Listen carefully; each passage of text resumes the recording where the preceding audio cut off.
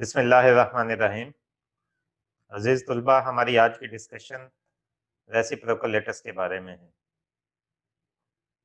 आज के लेक्चर में हम मुख्तलिफ चीज़ें जो हैं उनको हाईलाइट करेंगे कि रेसिप्रोकल लेटर्स वेक्टर क्या होता है। डायरेक्ट लेटर्स में जो ट्रांसलेशन वेक्टर है, क्या-क्या इस तरह का कोई ट्रांसलेशन वेक्टर जो है वो रेसिप्रोकल लेटर्स में भी होता है। डायरेक्ट लेटर्स के जो लेटर्स वेक्टर्स हैं, क्या हम उनको रेसिप्रोकल लेटर्स वेक्टर के साथ रिलेट कर सकते हैं, इनकी डायमेंशंस क्या हैं। तो इस सारी डिस्कशन पे चलने से पहले हम एक नज़र अपने प्रीवियस लेक्चर पर डालते हैं। तो हमारा प्रीवियस लेक्चर रेसिप्रोकल लेटर्स के बारे में था। एक इंट्रोडक्टरी लेक्चर था कि रेसिप्रोकल लेटर्स क्या है। तो पीपी अवार्ड ने एक नया लेटर्स इंट्रोड्यूस करवाया था जिसको हमने रेसिप्रोकल लेटर्स का नाम दिया था। तो उसमें हम करते क्या थे कि different set of parallel planes जो हैं उनको चूंकि रियलाइज नहीं किया जा सकता, तो उनके रिप्रेजेंटेटिव पॉइंट्स जो हैं वो स्पेस में ड्रा करते थे। और वो पॉइंट कैसे ड्रा किए जाते थे कि हम एक आर्बिट्रेरी पॉइंट ओरिजिन से परपेंडिकुलर ड्रा करते थे उस प्लेन के ऊपर जिसका रिप्रेजेंटेटिव पॉइंट हमने ड्रा करना है, और उस परपेंडिकुलर के ऊपर एक पॉइंट मार्क करते थे जो ओरिजिन से कितना दूर होता था, equal to reciprocal of interplanar spacing के बराबर। तो इस तरह जितनी भी सेट ऑफ पैरेलल प्लेन्स थी उन पर अगर परपेंडिकुलर ड्रा करें और इसी तरह रेसिप्रोकल ऑफ इंटरप्लेनर स्पेसिंग के बराबर जो है वो पॉइंट मार्क करें, तो सारे पॉइंट मिलके एक रेगुलर अरेंजमेंट बनाते हैं जिसे हम रेसिप्रोकल लेटर्स कहते हैं। तो ये हमारी कल की डिस्कशन थी। आज हम अपनी डिस्कशन को आगे लेके चलते हैं कि रेसिप्रोकल लेटर्स वेक्टर क्या चीज़ है।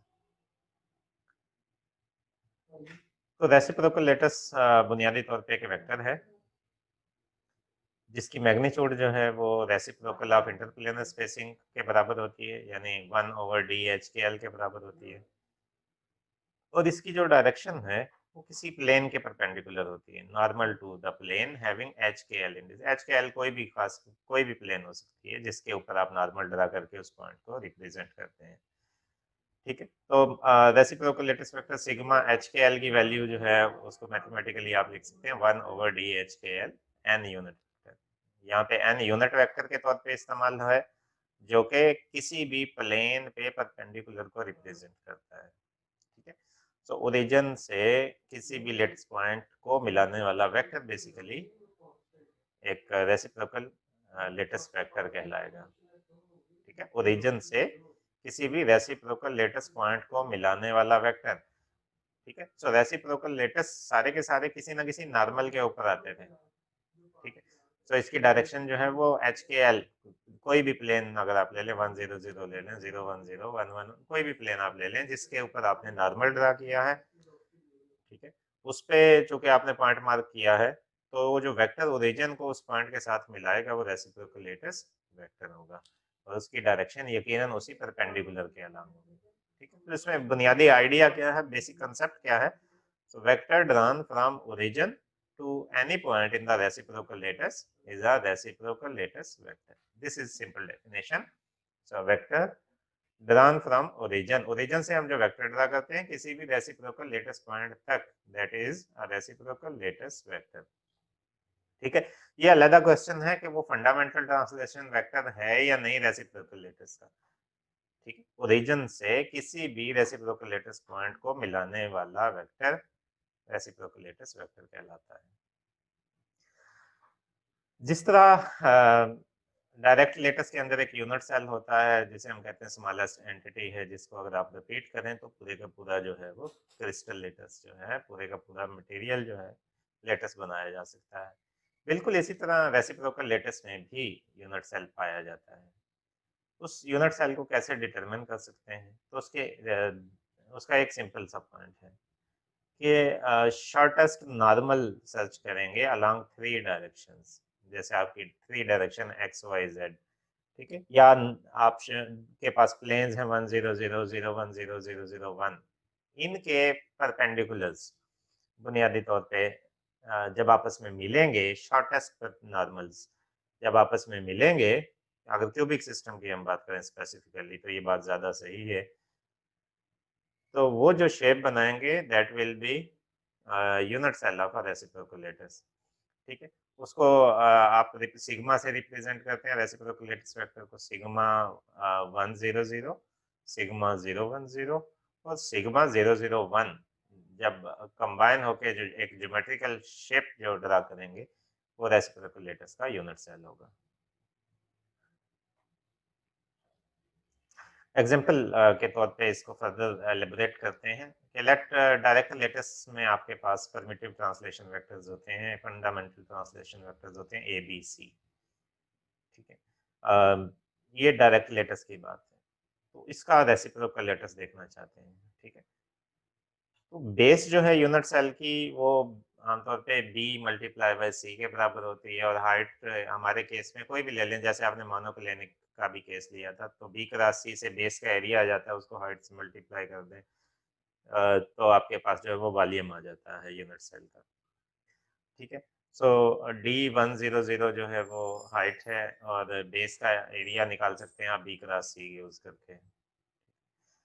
सो अगर आप 1/d फाइंड करना चाहते हैं तो एरिया डिवाइडेड बाय वॉल्यूम कर दें, तो आपके पास सिंपली जो है वो 1/d की वैल्यू आ जाएगी। एरिया जो है लेट ये लेंथ स्क्वायर के बराबर है, और वॉल्यूम जो है लेंथ क्यूब के बराबर होता है, ठीक है। तो इसको सिंप्लीफाई करें तो 1/लेंथ इसकी डायमेंशन जो है वो आपके पास आएगी, ठीक है। सो एरिया जो है बेस का वो आप कैलकुलेट कर सकते हैं बी क्रॉस सी फार्मूला यूज करके, चाहे वो पैरेललोग्राम हो या रेक्टेंगल हो, बी क्रॉस सी यूज करके उसकी मैग्नीट्यूड की फॉर्म में हम बात कर रहे हैं, और divided by volume.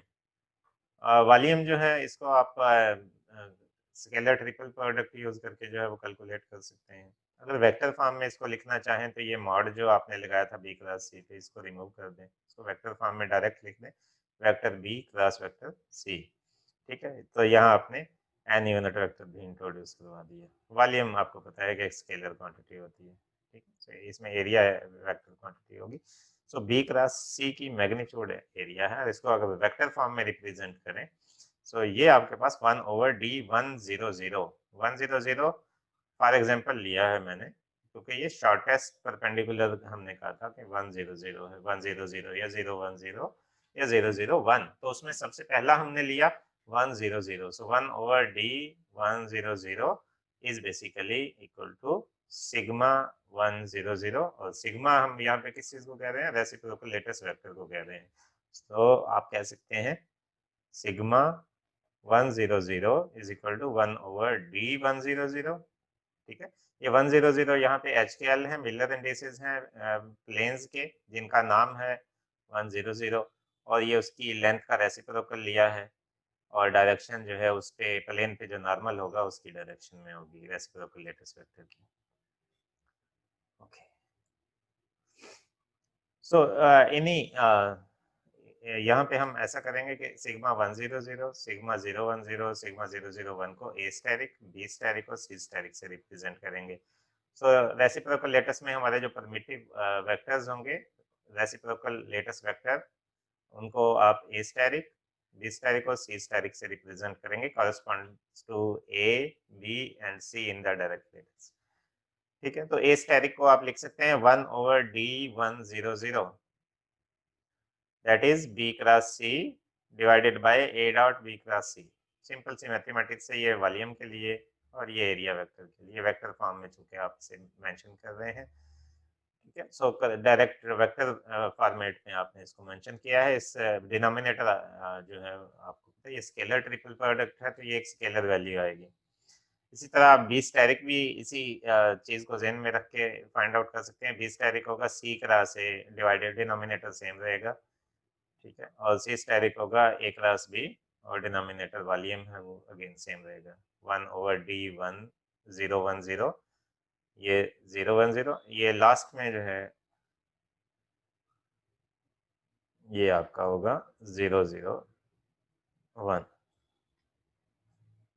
This is 001, ठीक है। तो ये होगा आपका C steric is equal to 1/D001 is equal to A cross B divided by A dot B cross C. Very simple, ये B cross C, C cross A और ये A cross B, ठीक है। अदर टू का cross product आपके पास जो है वो वेक्टर एरिया की फॉर्म में आपके पास नोमिनेटर में आप मेंशन करेंगे। इससे आपको इसको याद रखना भी बिल्कुल आसान हो जाता है।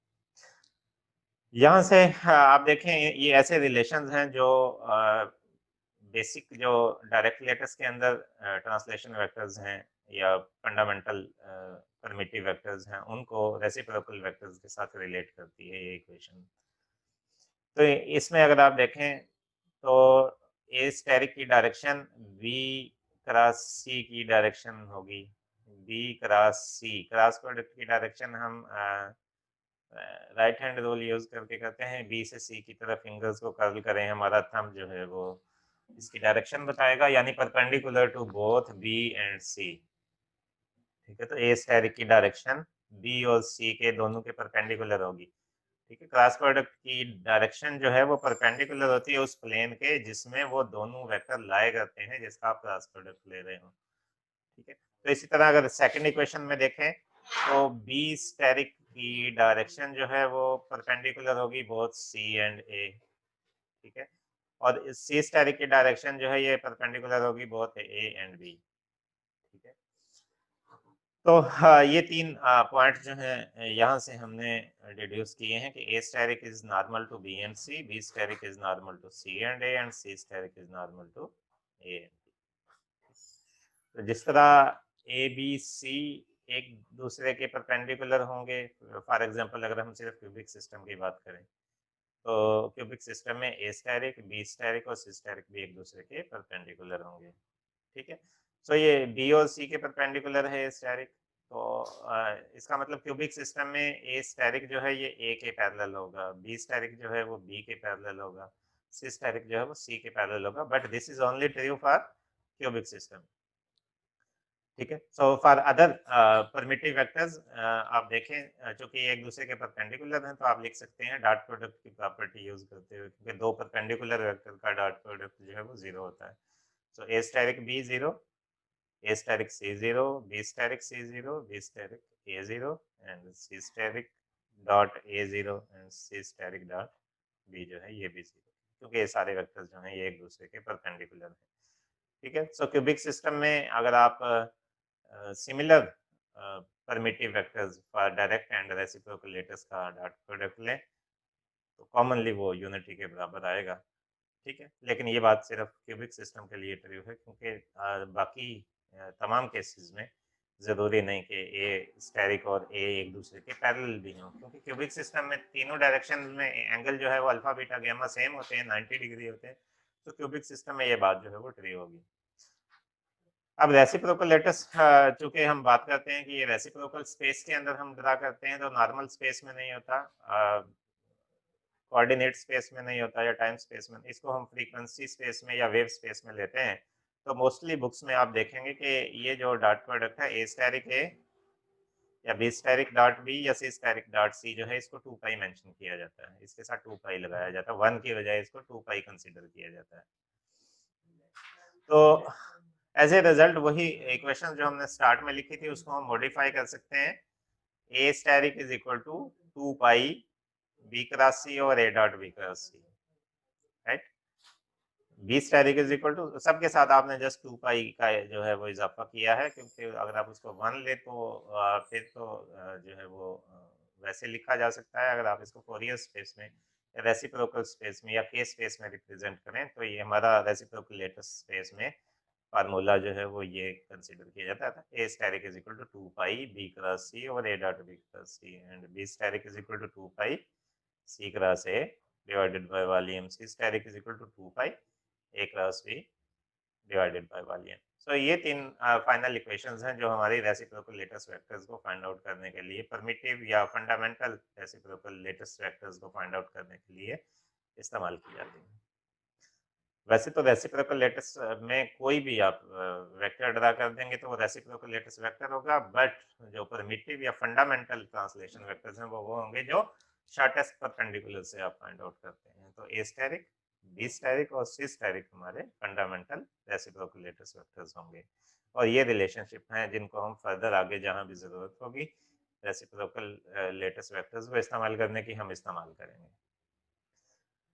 ठीक है, सो रिलेशनशिप से भी आप देख सकते हैं कि जो ट्रांसलेशन वेक्टर है सिंपल डायरेक्ट लेटेस्ट में, उसके लिए लेंथ की डायमेंशन इस्तेमाल की जाती है। तो चूँकि ये उसका रेसिप्रोकल है, एरिया ओवर वॉल्यूम है, तो 1 ओवर लेंथ की डायमेंशन जो है इसकी होगी। सो लेंथ इनवर्स जो है ये डायमेंशन होगी रेसिप्रोकल लेटेस्ट वेक्टर की। ठीक है, यही वजह है कि ये क्योंकि लेंथ का इनवर्स है, लेंथ का रेसिप्रोकल है, तो यही वजह है कि रेसिप्रोकल लेटेस्ट का नाम दिया गया है इसे, क्योंकि इसमें जो वेक्टर्स हैं उनकी डायमेंशन रेसिप्रोकल ऑफ लेंथ की होती हैं। ठीक है, इसी तरह वॉल्यूम की अगर आप बात करें रेसिप्रोकल लेटेस्ट की, तो वो इनवर्सली प्रोपोर्शनल है volume of the direct latest के। ठीक है, तो ये भी एक वजह है कि इसको हम रेसिप्रोकल लेटेस्ट कहते हैं। अब इसमें लास्ट पॉइंट जो मैं हाईलाइट करूंगा आपके सामने, वो है एक ट्रांसलेशन वेक्टर होता है जिसमें डायरेक्ट लेटेस्ट के अंदर, जिसके ज़रिए आप एक लेटेस्ट पॉइंट को ट्रांसलेट करके दूसरा लेटेस्ट पॉइंट जनरेट करवा सकते हैं। ठीक है, तो वो वेक्टर कुछ इस टाइप का था, t is equal to M A vector है, यहाँ पे m इंटीजर है, plus N B plus P C. M N P integers हैं और ये इनके जगह आप कोई भी नोटेशन जो है वो इस्तेमाल कर सकते हैं। आप n1 n2 n3 यूज कर सकते हैं, कोई भी, जस्ट इंटीजर्स हैं। A B C fundamental translation vectors हैं। सो ट्रांसलेशन वेक्टर टी जो है उससे अगर आप कोई लेटेस्ट बनाना चाहते हैं दूसरा, तो एम एन और पी की वैल्यू डिसाइड करेंगे कौन सा लेटेस्ट पॉइंट जो है वो डायरेक्ट लेटेस्ट में जनरेट होता है। तो क्या इस तरह का कोई ट्रांसलेशन वेक्टर हमें अवेलेबल है इन रेसिप्रोकल लेटेस्ट? जी हाँ, जिस तरह डायरेक्ट लेटेस्ट में एक ट्रांसलेशन वेक्टर होता है, बिल्कुल उसी तरह रेसिप्रोकल लेटेस्ट में भी एक ट्रांसलेशन वेक्टर होता है, जिसको हम जी से रिप्रेजेंट करते हैं। उसको लिखते हैं H A asterisk plus K B asterisk plus L C asterisk. यहाँ पे ए स्टेरिक, बी स्टेरिक और सी स्टेरिक जो है ये फंडामेंटल रेसिप्रोकल लेटेस्ट वेक्टर्स हैं, और एच के एल जो हैं ये हमारे पास ये इंटीजर्स हैं, बिल्कुल इस तरह जैसे एम एन और पी डायरेक्ट लेटेस्ट में इंटीजर थे। यानी अगर आपके पास एक लेटेस्ट पॉइंट रेसिप्रोकल लेटेस्ट में मौजूद हो, तो ट्रांसलेशन वेक्टर को इस्तेमाल करके हम पूरा रेसिप्रोकल लेटेस्ट जो है वो बना सकते हैं। HKL को अगर फर्दर एलेबोरेट करें, तो HKL रेसिप्रोकल लेटेस्ट में रेसिप्रोकल लेटेस्ट पॉइंट के कोऑर्डिनेट्स हैं। ठीक है, और ये जो कोऑर्डिनेट्स हैं इसको अगर फर्दर डीपली एनालाइज किया जाए, तो इट मींस दैट कि ये जो पॉइंट है HKL बुनियादी तौर पे ये किसी सेट ऑफ पैरेलल प्लेन्स का रिप्रेजेंटेटिव है। तो बेसिकली ये जो HKL हमने लिखे हैं ये किसी सेट ऑफ पैरेलल प्लेन के मिलर इंडिसेस भी हैं। अगर आप इसको पॉइंट की फॉर्म में देखेंगे तो ये पॉइंट के कोऑर्डिनेट हैं। अगर आप इसको प्लेन्स की फॉर्म में देखेंगे, क्योंकि हर पॉइंट एक सेट ऑफ पैरेलल प्लेन से कॉरेस्पॉन्ड करता है। ठीक है, सो ये उस प्लेन के मिलर इंडिसेस हैं, उन प्लेन्स के मिलर इंडिसेस हैं, क्योंकि सारे सेट ऑफ पैरेलल प्लेन्स जो हैं वो सिमिलर मिलर इंडिसेस रखते हैं। ठीक है, तो एच के एल नॉर्मली अगर देखें तो ये उस पॉइंट के कोऑर्डिनेट हैं। अगर ब्रॉड स्पेक्ट्रम में देखें, प्लेन्स का कंसेप्ट जहन में रख के देखें, तो एच के एल जो हैं ये मिलर इंडिसेस हैं उस सेट ऑफ पैरेलल प्लेन्स के जिनका वो पॉइंट रिप्रेजेंटेटिव है। और वो पॉइंट क्या है? हर पॉइंट रेसिप्रोकल लेटेस्ट में क्या चीज है? वो नॉर्मल के ऊपर रेसिप्रोकल लेंथ के बराबर लेंथ पर लगाया गया एक पॉइंट है। ठीक है, किस चीज पे नॉर्मल? उस सेट ऑफ पैरेलल प्लेन पे जिसको आप रेसिप्रोकल लेटेस्ट में रिप्रेजेंट करवाना चाहते हैं। जनरली तो जो ट्रांसलेशन वेक्टर है उसकी वर्थ जो है वो सिर्फ इतनी है कि उसके ज़रिए आप एक लेटेस्ट पॉइंट से दूसरे लेटेस्ट पॉइंट पर जा सकते हैं। ठीक है, इसमें एक और रिलेशनशिप यूज़ होता है, dot product of G and T. यहाँ पे जी आपके सामने लेटेस्ट ट्रांसलेशन वेक्टर जो है वो इन रेसिप्रोकल लेटर्स है, और टी जो है ये परमिटिव ट्रांसलेशन वेक्टर है इनडायरेक्ट लेटेस्ट। तो इनका जो डॉट प्रोडक्ट है वो कैलकुलेट करते हैं, देखते हैं वो क्या मिलता है, उससे क्या हमें जो है वो इंफॉर्मेशन मिलती है। तो इसमें देखें ये आपने मेंशन किया है टी की वैल्यू को, डॉट प्रोडक्ट कम्यूटेटिव होता है इसलिए ऑर्डर थोड़ा सा मैंने जो है वो चेंज कर दिया, अदरवाइज जरूरी नहीं है, आप एज इट इज भी इसको ले सकते थे, पहले जी की वैल्यू फिर टी की वैल्यू। यहाँ पे मैंने पहले टी की वैल्यू मेंशन कर दी है और ये जी की वैल्यू है और ये उनका डॉट प्रोडक्ट है। ठीक है, सो इसमें आप रिलेशनशिप यूज करें A steric dot A is equal to 2 pi B static dot B is equal to 2 pi C static dot C is equal to 2 pi. अभी हम पीछे ये डिस्कस करके आए हैं। ठीक, तो यहाँ पे एच एम मल्टीप्लाई हो जाएगा, के एन मल्टीप्लाई हो जाएगा और एल पी आपस में मल्टीप्लाई हो जाएगा। वो 2 पाई जो था वो सब में चूंकि मौजूद है तो वो कॉमन आ जाएगा। तो इसका इसके साथ डॉट प्रोडक्ट लेना है, इसका इसके साथ थर्ड टर्म का थर्ड टर्म के साथ जो है वो डॉट प्रोडक्ट के बारे में आप लेते हैं ना, पैरेलल वेक्टर्स का डॉट प्रोडक्ट लेते हैं। So that will be 2 pi H M K N L P. अच्छा, अब यहाँ पे आप देखिएगा एम एन और पी को भी हमने इंटीजर बोला था, एच के और एल को भी इंटीजर बोला था। सो दो इंटीजर्स का प्रोडक्ट जो है वो भी इंटीजर होगा और इंटीजर्स का सम जो है वो भी इंटीजर होगा, तो नॉन इंटीजर नहीं आ सकता। सो ये ओवरऑल टर्म जो ब्रैकेट में हमने लिखी एच एम के एन और एल पी, ये तीनों जो है वो इंटीजर हैं और इन तीनों का इंटीजर्स का सम भी एक इंटीजर होगा, तो कोई भी इंटीजर वैल्यू यहाँ पे आ सकती है। इस वैल्यू से जी डॉट टी की जो वैल्यू आई है आपके पास, ये 2 पाई के बराबर है। इस वैल्यू को अगर ज़हन में रखें तो इससे ये रिलेशन आप आसानी से डिराइव कर सकते हैं, exponential iota G dot T is equal to 1। यहाँ पे हिंट मैंने मेंशन किया है आपकी स्वावधि के लिए कि कैसे आप इससे जो है ये इसको कैसे 1 के बराबर प्रूव कर सकते हैं। तो एक्सपोनेंशियल आयोटा थीटा तो आप जो है वो लिख सकते हैं cos theta plus iota sin theta. अब ये इंटीजर है तो 2 pi multiply by some integer भी लें तो वो सिमिलर सॉर्ट का एंगल बनता है, जैसे 1 multiply by 2 pi, 2 multiply by 2 pi, 3 multiply by 2 पाई, ठीक है, या 4 मल्टीप्लाई बाय 2 पाई। सो आप पूरा 2 पाई मूव कर रहे हैं तो आप एक्चुअली फेज के अंदर उसी जगह मौजूद हैं। ठीक है, तो इसमें ये वैल्यू आप जो है इसको एक्सपेंड करें इसी तरह, जी डॉट टी की value 2 pi with some integer जो है वो पुट कर दें, और आप देखेंगे कि इसका रिजल्ट जो है वो 1 के बराबर आएगा। तो ये एक ऐसा रिलेशनशिप है जो दोनों ट्रांसलेशन वेक्टर्स को आपस में रिलेट करता है और ये हमारे काम आता है जब हम एक्स रेज की डायफ्रैक्शन को रेसिप्रोकल लेटर्स में स्टडी करते हैं। नहीं जी, ये हमारी आज की डिस्कशन थी। मैं उम्मीद करता हूँ कि आपको रेसिप्रोकल लेटेस्ट वेक्टर का कंसेप्ट जो है वो समझ आया होगा। आज के लिए इतना ही था। अगर आपके जहन में कोई क्वेश्चन हो तो अभी आप बाद में पूछ सकते हैं। कल नेक्स्ट लेक्चर तक के लिए इजाज़त दीजिए। अल्लाह हाफिज़।